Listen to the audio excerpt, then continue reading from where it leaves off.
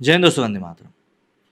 IPL 2023 का जो final था, वैसे तो फाइनल बहुत अच्छा हुआ। रिजर्व डे पे गया तो भाई लगभग लगभग ऑलमोस्ट 3 दिन तक ये फाइनल चला।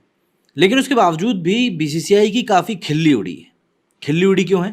अहमदाबाद के स्टेडियम में जिस प्रकार से पानी भरा हुआ देखा गया, उसके कारण ही ये खिल्ली उड़ी है।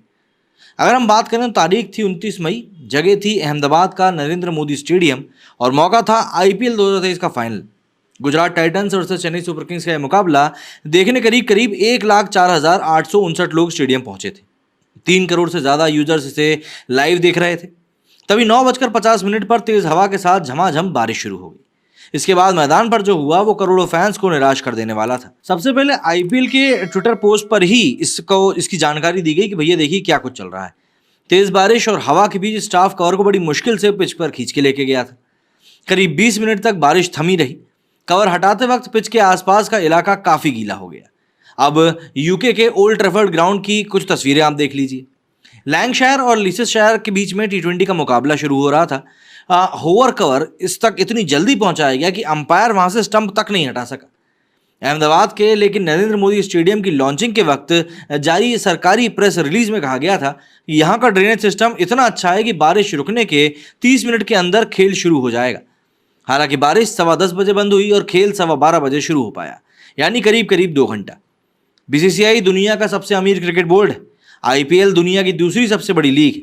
जहां फाइनल हो रहा था वो दुनिया का सबसे बड़ा क्रिकेट स्टेडियम है। इसके बावजूद बारिश के बाद यहां इतनी फजीहत आखिर क्यों हुई? किसी भी स्टेडियम के ड्रेनेज ऑपरेशंस की अगर हम बात करें तो इसको 3 स्टेप्स में समझा जा सकता है। पहला होता है सिस्टम और इक्विपमेंट्स, दूसरा होता है मैन पावर और तीसरा होता है मैनेजमेंट। आईपीएल फाइनल के दौरान इन तीनों स्टेप्स में कहां कहां खामियां देखी गई। सबसे पहले तो होवर कवर की गैर मौजूदगी। दरअसल अहमदाबाद के नरेंद्र मोदी स्टेडियम का ड्रेनेज सिस्टम वर्ल्ड क्लास है। दावा किया जाता है कि मैदान पर 8 सेंटीमीटर तक बारिश होने के बावजूद भी खेल को 30 मिनट के अंदर शुरू करवाया जा सकता है। इस मैदान की पिच और घास के नीचे रेत की एक लेयर बिछाई गई, जो कि अन्य स्टेडियम की तुलना में पानी को काफी तेजी से अंदर सोख लेती। सिस्टम तो जाहिर तौर पर शानदार है, लेकिन ग्राउंड पर रेन मैनेजमेंट से जुड़ा एक एडवांस इक्विपमेंट नहीं था। यह इक्विपमेंट भारत के किसी भी ग्राउंड के पास नहीं है। इसे होवर कवर कहा जाता है। ये एक मैकेनाइज्ड ट्रॉली होती है जिस पर पिच और ग्राउंड कवर रखे होते हैं। इसकी खासियत ये होती है कि अंपायर से सिग्नल मिलने के कुछ सेकंडों के अंदर ही इसे पिच के पास ले जाया जा सकता है और पिच पर काफ़ी तेज़ी से पिच और आसपास के इलाके को कवर भी किया जा सकता है। होवर कवर ना होने की कंडीशन में ग्राउंड स्टाफ को खुद बाउंड्री लाइन के बाहर से कवर खींचकर पिच तक लाना पड़ता है। इस काम में वक्त लगता है और कई बार जब तक कवर पिच पर पहुंचता है डैमेज हो चुका होता है। अहमदाबाद में भी कुछ ऐसा ही हुआ था। दूसरा होता है ग्राउंड स्टाफ। तो यहाँ पर 38 का ग्राउंड स्टाफ था, लेकिन स्किल्ड और ट्रेंड नहीं दिखे।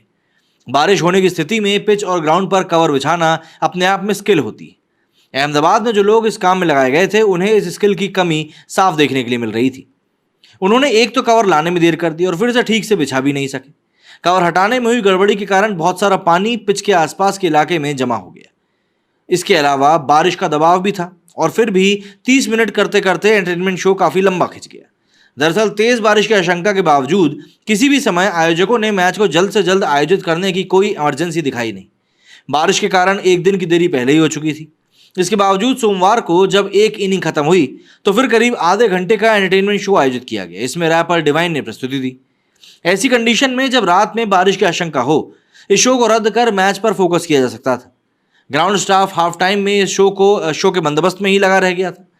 सबसे पहले इसके लिए ज़रूरी साजो सामान फील्ड पर लगाए गए और फिर उसे हटाया भी गया। इसमें भी ग्राउंड स्टाफ थक चुका था। आमतौर पर टी20 मैचों में 2 इनिंग्स के बीच में इतना बड़ा ब्रेक होता ही नहीं है।